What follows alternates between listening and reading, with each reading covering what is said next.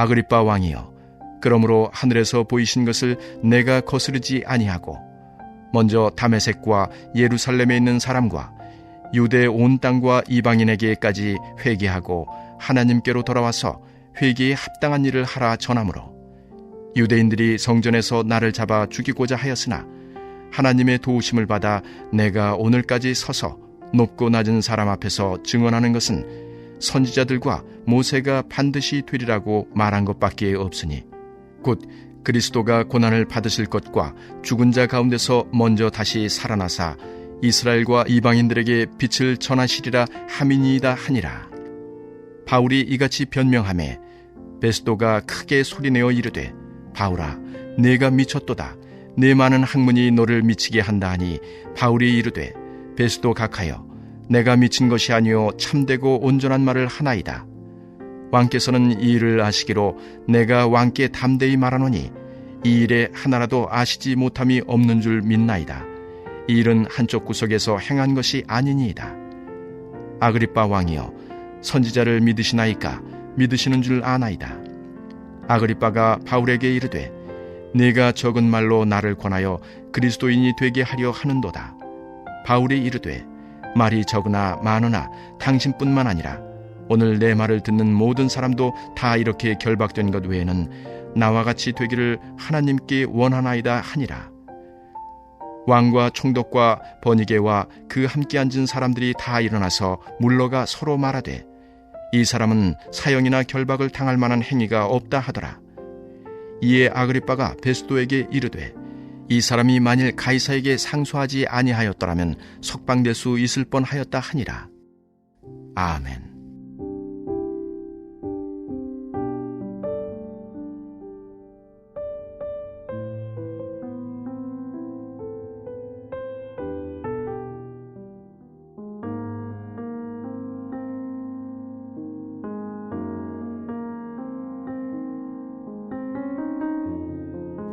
사도 바울은 지금 가이사랴 총독부 안에 갇혀 있습니다. 우리로 말하면 우리가 일본에게 지배받던 시절에 조선 총독부 안에 감옥이 있고 그 안에 갇혀 있습니다. 재판을 요청했기 때문입니다. 총독이 재판해 주시고, 그리고 내가 황제에게 상소합니다. 그런데 문제가 하나 있습니다. 황제 앞에 가려면 이 사람이 죄가 있어야 됩니다. 죄가 있어야 재판을 받는 것 아닙니까? 그런데 지금 유대인들이 주장했던 이 사람이 정치적으로 선동했습니다. 이건 죄가 아니라는 게 이미 밝혀졌습니다. 이 사람들이 총독이 바보가 아니거든요.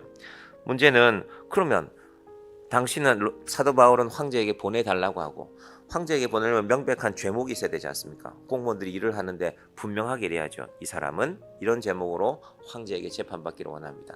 로마 시민이기 때문에 우리가 황제에게 보냅니다 라고 해야 되는데 곤란한 것입니다. 그래서 이 두 번째 총독인 베스도가 자기가 유대인의 율법, 유대인의 이 구약의 성경 말씀이죠, 그것에 대해서 명확하게 잘 알지 못하기 때문에 아그리빠를 부르는 것입니다.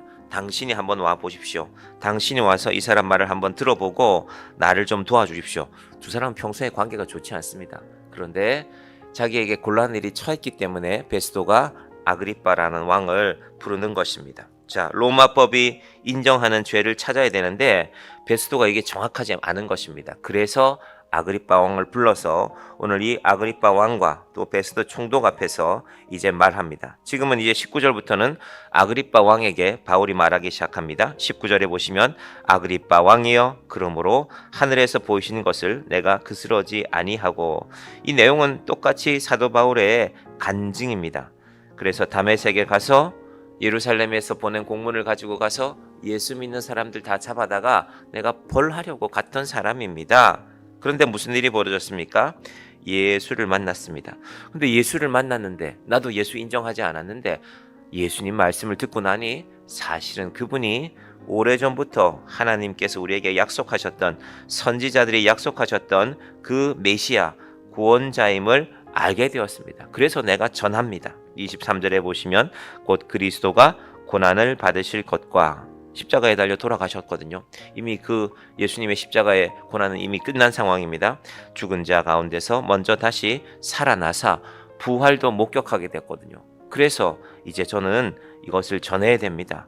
이스라엘에게 전하고 이방인들에게 빛을 전하시라고 하셨기 때문에 나는 이 일을 해야만 합니다. 이것이 바울의 간증입니다.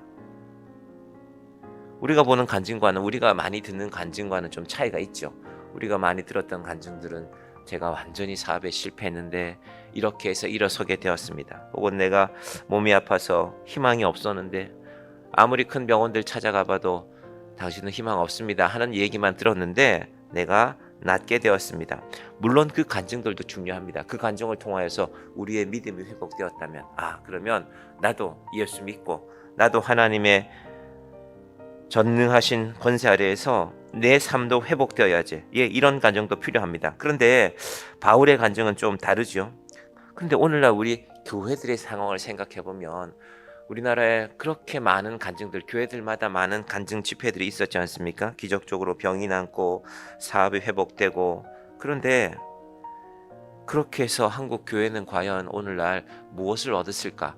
한 사람 한 사람에게 그 귀한 간증들은 귀한 것들이지만은 교회를 바라보면 과연 그 일로 교회가 얼마나 복음 앞에 새롭게 서게 되었을까? 사도 바울은 그런 간증과는 좀 다른 간증을 하고 있습니다. 한마디로 말하면 예수를 만났다는 것입니다. 그런데 사도 바울이 오늘 이 사도행전 26장 전체를 놓고 보면요, 크게 세 가지를 간증을 하는데, 첫 번째는 예수님이 십자가에 고난당했다라는 것입니다. 그런데 이것이 유대인들에게는 마음에 들지 않습니다. 왜냐하면 지금 유대인들은 그들의 메시아를, 그들의 구원자를 기다리고 있는데 어떤 메시아가 등장해야 되겠습니까? 로마가 우리를 이렇게 힘들게 하고 세금을 많이 뺏어가고 우리는 마음대로 하나님도 믿지 못하고 이렇게 사니까 우리 메시아가 나타나면 저 로마 총독이나 로마 군인들 혹은 로마 황제까지 한꺼번에 확 물리쳐버리는 그런 사람을 기다리는 것입니다. 그런 분이 우리 메시아여야지. 이 메시아가 십자가에 달려서 돌아가서 죽었는데 그러면 저 사람을 우리 메시아로 인정하라고? 난 못해, 우린 못해. 이것이 유대인들의 마음입니다. 그럼 곰곰이 생각해보면 이건 우리와는 상관없는 것 같죠? 근데 우리의 신앙도 곰곰이 생각해보면, 제가 방금 간증 말씀드렸죠? 그래서 우리가 교회에서 간증 집회를 들을 때 요즘은 방송으로도 들을 기회가 많죠. 나도 저 사람처럼 성공해야지. 그게 좋은 믿음인데, 여러분, 믿음은 하나님이 우리 상황에 따라 주시는 것입니다. 우리가 인생에서 성공하지 말라는 말이 아니라 모든 사람이 다 간증하는 어떤 분처럼 나도 사업이 힘든데 나도 소위 말하는 대박이 나서 저렇게 살아가고 싶다. 여러분, 그건 성경에서 말씀하는 건 아닙니다. 여러분, 성경에 어디에 그걸 좋은 믿음이라고 말하는 데가 어디 있습니까? 성경은 너희를 위하여서 십자가에 달린 예수를 바라보라고 합니다. 그래서 사도 바울은 저는 그렇게 하기로 했습니다. 그 이야기를 한 것입니다. 그랬더니 유대인들도 싫어하고 로마 사람들도 싫어합니다. 로마의 인생의 가치도 성공이거든요. 로마 황제가 온 유럽 땅, 아프리카, 아시아 지역까지 큰 나라를 차지했지 않습니까? 로마 황제처럼, 로마 제국처럼 그렇게 성공하는 것이 인생의 가치인데, 십자가에 달린 그분이 메시아라고 이건 로마 총독도 인정하지 못하는 것입니다. 이게 첫 번째 이야기고요. 두 번째는 바울이 전하는 예수님은 그분이 부활하셨다라는 것입니다. 부활하셔서 부활을 내가 경험했다는 것입니다. 다시 살아나신 그분의 음성을 내가 들었기 때문에, 그분이 내게 말씀하신 걸 내가 들었기 때문에 나는 부활을 인정할 수밖에 없습니다. 그럼 우리가 교회에서 십자가 이야기를 계속하면 목사님은 날마다 십자가 이야기만 하시네. 그런데 부활을 경험한 사람들에게 십자가보다 중요한 것이 뭐가 있겠습니까? 이번 주에 제가 창세기 25장 말씀을 설명을 드리게 되는데, 이제 아브라함의 인생이 끝나거든요.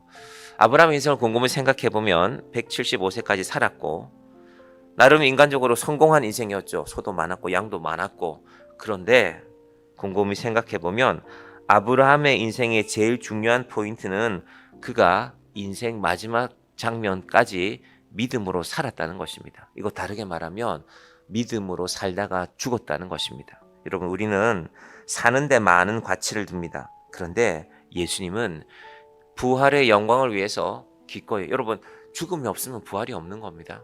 예수님이 영원히 살았는데 근데 사실은 내가 얘들아 부활했단다? 그럼 우리가 믿을 수 있습니까? 십자가에 달려 고난 당하시고 돌아가신 그분이 3일 만에 부활한 것이 바울의 믿음이기 때문에 나는 부활을 믿기 때문에 십자가의 고난을 믿지 않을 수가 없다. 이것이 두 번째 간증입니다.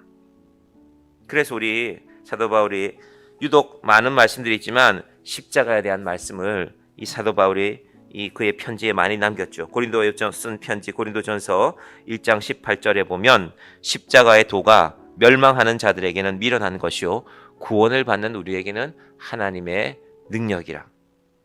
우리가 교회를 이렇게 높은 데 십자가를 세우지 않고 저 앞에 저희가 십자가를 달았는데 밤에 잘 안 보여요. 그래서 제가 제 어설픈 기술로 등을 하나 달았는데 이게 좀 시원찮아요. 그래서 제가 아침에 다시 메모를 해놨습니다. 제가 교회에 우리 교회가 이렇게 특히 밤이 되면 이 어두워서 좀 외등들을 달고 싶은데 그때 십자가 등도 꼭 달아야지. 제가 아침에 설교 준비하다가 그렇게 메모를 해놨습니다. 하나님께서 십자가의 도가 멸망하는 자들에게는 미련하게 보이게 합니다. 저희 집에서도 밤에 보면 십자가가 얼마나 많이 보이는지 모릅니다. 십자가가 이렇게 많은데 왜 교회가 이렇게 세상에서 능력을 발하지 못하고 있는 것일까?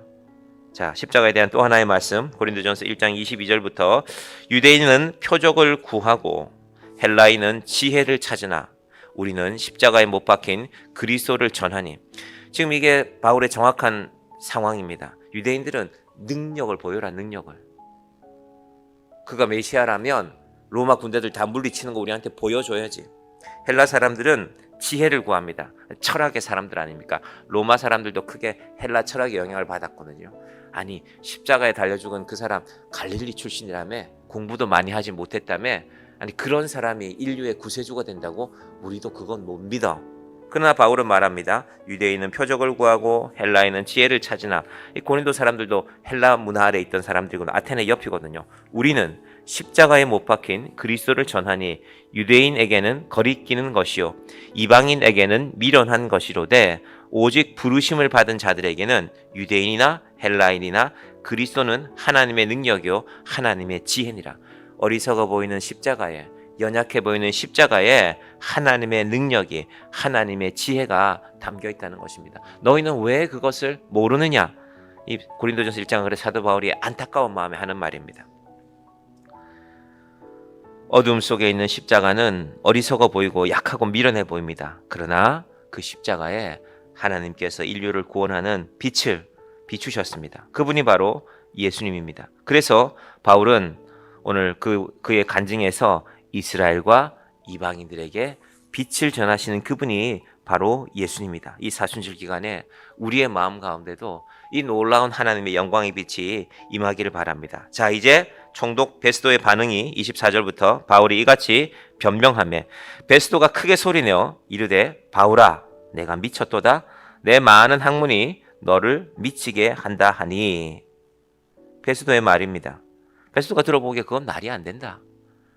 네가 너무 공부 많이 했구나. 그래서 네가 미쳤구나. 이것이 베스도의 입장에서의 결론입니다. 바울이 이르되 베스도 각하여 내가 미친 것이 아니요 참되고 온전한 말을 하나이다. 여러분 우리가 참되고 온전한 말을 해도 세상이 잘 못 알아들을 수 있습니다. 그러나 염려하실 것 없습니다. 바울도 그랬습니다. 바울이 말해도 세상은 잘 알아듣지 못하는구나. 로마 최고 권력자인 이 총독의 자리까지 오른 베스도는 십자가는 그저 미련해 보였습니다. 네가 너무 공부 많이 해서 미친 소리 하는구나. 이게 그의 반응입니다. 그런데 사실 지금이 베스도 인생의 제일 큰 기회거든요. 예수 믿고 구원받을 수 있는 기회인데 그걸 놓치는 것입니다. 여러분 십자가는 똑똑한 사람들의 입장에서, 로마 총독의 입장에서 보면 도저히 받아들일 수 없는 것입니다. 너 미쳤다. 난 네 말 안 듣는다. 그런데 하나님은 인간이 도저히 이해할 수 없는 방식으로 우리에게 오셨습니다.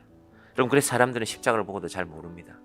오늘 밤에도 온 이 지역에 수십 개, 수백 개의 십자가가 켜져 있을 것인데 우리는 그 십자가를 볼 때마다 하나님께서 아들을 나를 위해서 십자가에 달리게 하셨군요. 오늘도 우리의 구원은 저 십자가에 있는 것입니다. 자, 이제 이 오늘의 바울의 간증을 결론 짓습니다. 바울이 이렇게 말합니다. 26절부터 왕께서는 이 일을 아시기로 내가 왕께 담대히 말하노니 이 일에 하나라도 아시지 못함이 없는 줄 믿나이다. 이건 무슨 말이냐면 베스도는 못 알아듣지만 아그리빠 왕 당신이라도 좀 구원받았으면 좋겠습니다. 당신은 이스라엘을 다스리는 사람 중에 하나인데 왕인데 당신은 구약의 율법을 아는 사람인데 그러면서 하는 말이 이 일은 한쪽 구석에서 행한 것이 아니니이다. 예수님이 십자가에 달리는 걸 온 유대인들이 다 쳐다봤다는 것입니다. 아그리빠 왕이여 27절 선지자를 믿으시나이까? 믿으시는 줄 아나이다. 이건 아그리빠 왕을 빠져나가지 못하게 하는 겁니다. 아그리빠 왕이 구약의 선지자들 나는 안 믿는데 이러면요 유대인들이 반란을 일으키거든요. 그러니까 아그리빠 왕을 딱 붙잡아 놓고 얘기를 계속하는 것입니다. 28절 아그리빠가 바울에게 이르되 내가 적은 말로 나를 권하여 그리스도인이 되게 하려 하는도다. 아그리빠가 영리하죠. 압니다. 너 지금 나보고 예수 믿으라는 말이지? 네가 말을 듣고 나보고 예수 믿으라고 하는데 나 안 믿는다. 안타깝지요. 바울이 이르되 29절 말이 적으나 많으나 당신뿐만 아니라 오늘 내 말을 듣는 모든 사람도 다 이렇게 결박된 것 외에는 나와 같이 되기를 하나님께 원하나이다. 여러분 베스도만 문제가 아니라 아그리빠 왕만 문제가 아니라 우리가 예수 믿은 것이 신기합니다. 어떻게 여러분 예수를 믿게 되었습니까? 아니 누가 예수를 믿어? 이런 시대에 이 좋은 세상에 이 편리한 시대에 요즘 누가 교회 나가? 그런 시대 아닙니까? 그럼에도 불구하고 하나님께서 우리를 예수 믿게 하신 것입니다. 오늘 바울을 잘 보면요 바울은 사실 예수에 미쳐 있습니다. 오늘도 그런 분들이 오늘날 이 땅에 계시기에 교회가 세워져 있고 선교사님들이 온 세계 만방에 복음을 전하고 있는 것입니다. 지금 바울은 자기 처지는 눈에 들어오지 않습니다. 죄수거든요.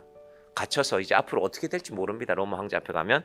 근데 자기 처지는 전혀 문제가 아닙니다. 여러분 믿음이라는 것은 형편을 뛰어넘는 것입니다. 그래서 우리가 전도한다는 게 가서 사람들에게 예수 믿으세요 라고 말하는 것도 중요하지만 우리의 마음의 다짐이 중요합니다. 이겁니다. 바울이 말했던 것처럼 총독 앞에서도 왕 앞에서도 그 높은 사람들 그 대단한 사람들 앞에서도 죄수 신분인 바울이 당신들도 나처럼 돼야 되는데 여러분 이것이 우리의 믿음의 근거가 되기를 바랍니다. 세상 누구를 보더라도 대통령을 보더라도 권력자를 보더라도 대기업의 이 회장님 이런 분들을 보더라도 당신도 나처럼 되어야 되는데 내가 저 사람처럼 되는 게 아니라 나도 대기업 회장 했으면 좋겠다. 그 부러움만 있을 것이 아니라 영적으로는 영혼으로는 당신도 나처럼 예수 믿어야 돼. 이 마음이 우리 믿음의 근거가 되기를 바랍니다. 이 아침에 우리가 기도하면서 하나님 내가 오늘 무엇을 위해서 살겠습니까? 세상에서 내가 누구를 만나더라도 당신도 나처럼 되어야 돼. 당신도 예수 믿어야 돼. 이 믿음으로 하나님 앞에 충성되이 살아가는 주의 자녀들이 되기를 간절히 축원드립니다. 기도하겠습니다. 하나님 아버지 감사합니다. 사도 바울이 죄수의 신분으로 베스도 총독과 아그리빠 왕 앞에 서서 말합니다. 당신들도 나처럼 되어야 됩니다. 당신들도 나처럼 예수 믿으면 좋겠습니다. 하나님, 이 놀라운 믿음이 먼저 우리 가운데 분명하게 하시고 이 믿음으로 오늘 이 하루를 살아가면서 세상을 향하여서 외치고 세상을 향하여서 분명하게 살아가는 자들 되게 하여 주시옵소서. 오늘 우리나라에 중요한 재판의 판결이 있습니다. 하나님께서 인도하여 주시고 이 재판을 하는 자들도 이 재판의 대상자들도 사실은 다 예수 믿어야 되는 사람들입니다. 하나님, 우리가 세상을 바라보되 이 마음을 가지고 예수 믿는 자의 눈으로 세상을 바라보게 하여 주시옵소서. 예수님의 이름으로 기도드립니다. 아멘.